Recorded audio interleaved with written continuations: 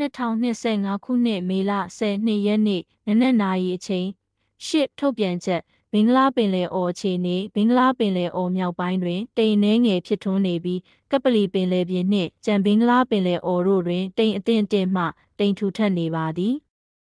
ယနေ့ညနေအထိခံမှန်းချက်နေပြီးတော့ရန်ကုန်တိုင်းဒေသကြီးပဲခူးတိုင်းဒေသကြီးအေရဝတီတိုင်းဒေသကြီးတနင်္သာရီတိုင်းဒေသကြီးကရင်ပြည်နယ်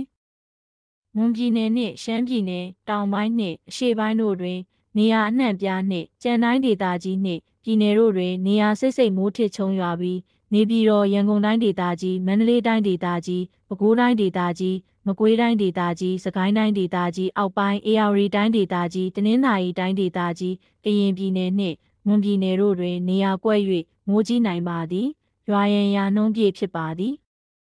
မိုးတိမ်တောင်ဖြစ်ပေါ်မှုအခြေအနေရန်ကုန်တိုင်းဒေသကြီးပဲခူးတိုင်းဒေသကြီးအေရဝတီတိုင်းဒေသကြီးတနင်္သာရီတိုင်းဒေသကြီးကရင်ပြည်နယ်နှင့်မွန်ပြည်နယ်တို့တွင်မိုးတိမ်တောင်များဖြစ်ထွန်းလျက်ရှိပြီးအဆိုပါမိုးတိမ်တောင်များရွေ့လျားရာနေရာတစ်လျှောက်တွင်မိုးရွာသွန်းခြင်းနှင့်အတူလေပြင်းတိုက်ခတ်ခြင်းမိုးထစ်ချုံခြင်းမိုးကြိုးပစ်ခြင်းလျှက်စီးလက်ခြင်းနှင့်မိုးသီးကြွေခြင်းစသည့်မိုးလေဝသဖြစ်စဉ်များဖြစ်ပေါ်နိုင်ပါသဖြင့်ကြိုတင်သတိပြုနိုင်ပါရန်အကြံပြုအပ်ပါသည်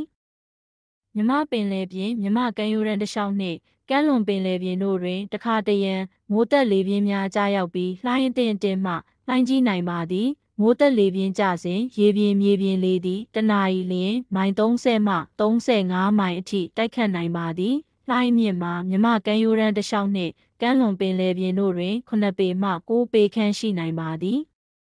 နောက်2ရက်အတွက်ခံမှန်းချက်မြန်မာနိုင်ငံတောင်ပိုင်းဒေသများတွင်ထစ်ချုံးသည့်အခြေအနေများဆက်လက်ဖြစ်ပေါ်နေမည်နေပြည်တော်နှင့်အနီးတစ်ဝိုက်အတွက်ယနေ့ညနေအထိခံမှန်းချက်မိုးတစ်ကြိမ်2ကြိမ်ထစ်ချုံးရွာမည်ရွာရန်ရာနှုန်းပြည့်ဖြစ်ပါသည်ရန်ကုန်မြို့နှင့်အနီးတစ်ဝိုက်အတွက်ယနေ့ညနေအထိခံမှန်းချက်မိုးတစ်ကြိမ်2ကြိမ်ထစ်ချုံးရွာမည်ရွာရန်ရာနှုန်းပြည့်ဖြစ်ပါသည်မန္တလေးမြို့နှင့်အနီးတစ်ဝိုက်အတွက်ယနေ့ညနေအထိခံမှန်းချက်နေရာကွက်ကြားမိုးထစ်ချုံးရွာမည်ရွာရန်ရာနှုန်းပြည့်ဖြစ်ပါသည်